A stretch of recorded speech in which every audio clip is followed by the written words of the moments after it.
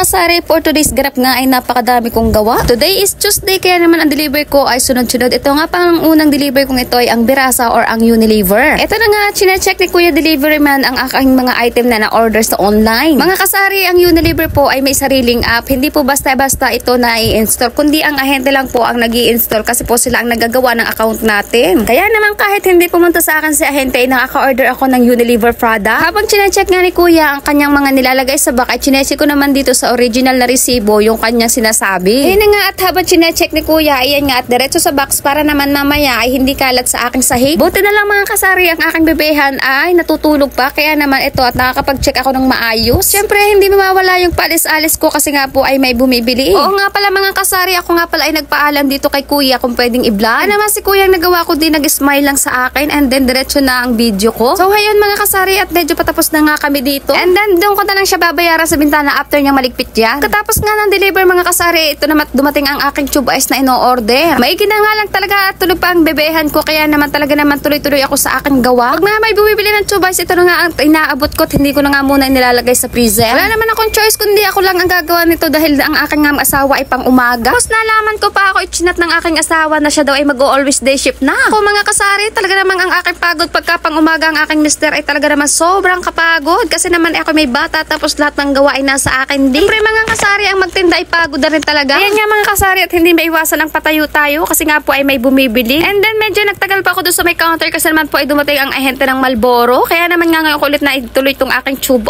ice. Buti na lang at hindi natunaw. At nang heto nga at patapos na ako, ito at hinila ko na at sakto namang dumating naman ang deliver ko ng Ribisco. Habang ako naglalagay ng tube ice sa freezer, ayan nga at ang Ribisco sabi ko ay mag-check na ng kanya. Kaya niya na yung sarili niya, malaki na siya. Medyo konti lang naman ang in-order ko sa Ribisco kasi marami pa akong stock. Weekly kasi ang daan ng ahente, kaya naman marami pa akong stock yung iba. Pagkalis nga ng Ribisco, ayan nga at dumating ang aking delivery ng egg. Ito ay mula pa sa Batangas, kaya naman ito ay nagpapa-shoutout. At after ko nga dyan sa deliver egg, ayan nga po at ako ay nagdadawnin na ng aking nilalabhan na isinalang kanina sa washing machine. Aga ko pa nga itong isinalang. Marami nga pala akong labahin ngayong araw dahil nga po ako'y naipuna. Ito na nga yung sinasabi kong labahan, napakadami. Ayan po at ako'y naipuna na, tatambak na at nagpapaikot ako ng mga bedsheet. At syempre mga kasari, habang lahat ng yan ay ginagawa ko, at nagising na ang aking bebehan. At hindi papayag ng aking bebehan ng hindi kabayo-kabayuhan yung kanyang paboritong ginagawa naming dalawa. Ganito lagi ang banding naming mag-ina, kaya naman kami ay talagang hagakpak ang tawa pagka kaming dalawa ay nagkakabayo-kabayuhan. Lalo na itong aking ining-iningang ito, dinaig pa ang lalaki sa pagkakabayo-kabayuhan. Palibhasa nga mga kasari, ay wala namang kalaro, ay talaga namang ito na nga at kay mami na lang siya nagtsatsaga. Kaya naman bawal magkasakit ang mami para naman ang baby namin ay palagi nang may kalaro. Aminin niyo mga kasari, ang mga ganitong edad ng mga bata ay sobrang pagkakalambing sa atin. Tipong ayaw ka nang umalis sa kanilang tabi at tipong gusto ko laging nakikita at lagi silang nakasampa sa iyo. Ang lakas din naman kasing makwala ng pagod ang garning kabebehan naming napakalambing na pagka may bibili ayan at kiyabit sa aking liig. Kung iisipin mo, ikaw kailang lumaki, isa ka naman nagpapakarga.